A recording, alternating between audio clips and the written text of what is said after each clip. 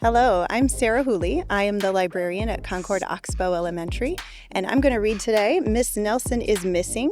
I chose this book because I remember this as a kid, and I loved how the teacher has some surprises and little things that you might not expect at the end of this story. So we'll read that together and see how that goes. Miss Nelson is Missing by Harry Allard and James Marshall. The kids in room 207 were misbehaving again. Spitballs stuck to the ceiling. Paper planes whizzed through the air. They were the worst behaved class in the whole school. "Now settle down," said Miss Nelson in a sweet voice. But the class would not settle down. They whispered and giggled. They squirmed and made faces. They were even rude during story hour. And they always refused to do their lessons. "Something will have to be done," said Miss Nelson. The next morning, Miss Nelson did not come to school. "Wow," yelled the kids. "Now we can really act up." They began to make more spitballs and paper planes. "Today, let's be just terrible," they said.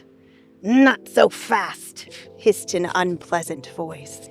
A woman in an ugly black dress stood before them. "I am your new teacher, Miss Viola Swamp," and she rapped the desk with her ruler.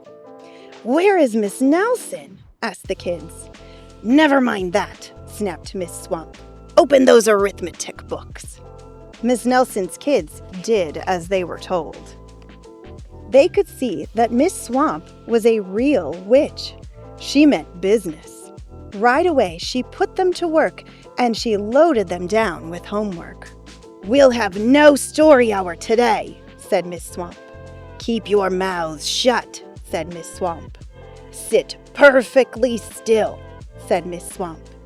"And if you misbehave, you'll be sorry," said Miss Swamp. The kids in room 207 had never worked so hard. Days went by, and there was no sign of Miss Nelson. The kids missed Miss Nelson. "Maybe we should try to find her," they said. Some of them went to the police. Detective McSmog was assigned to the case. He listened to their story. He scratched his chin. He said. "I think Miss Nelson is missing." Detective McSmog would not be much help.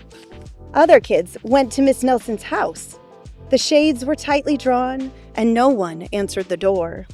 In fact, the only person they did see was the wicked Miss Viola Swamp coming up the street. "If she sees us, she'll give us more homework." They got away just in time. Maybe something terrible happened to Miss Nelson. "Maybe she was gobbled up by a shark," said one of the kids. But that didn't seem likely. "Maybe Miss Nelson went to Mars," said another kid. But that didn't seem likely either. "I know," exclaimed one know-it-all. "Maybe Miss Nelson's car was carried off by a swarm of angry butterflies." But that was the least likely of all. The kids in room 207 became very discouraged. It seemed that Miss Nelson was never coming back, and they would be stuck with Miss Viola Swamp forever. They heard footsteps in the hall. "Here comes the witch," they whispered. "Hello, children," someone said in a sweet voice.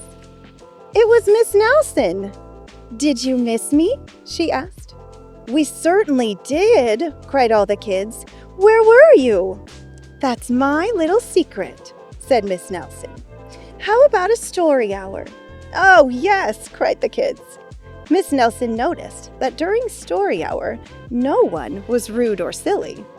"What brought about this lovely change?" she asked. "That's our little secret," said the kids.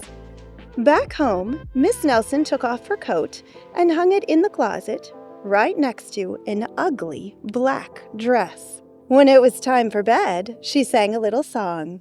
"I'll never tell," she said to herself with a smile. P.S. Detective McSmog is working on a new case. He is now looking for Miss Viola Swamp. Every page is better when it's shared. Come and read with everyone.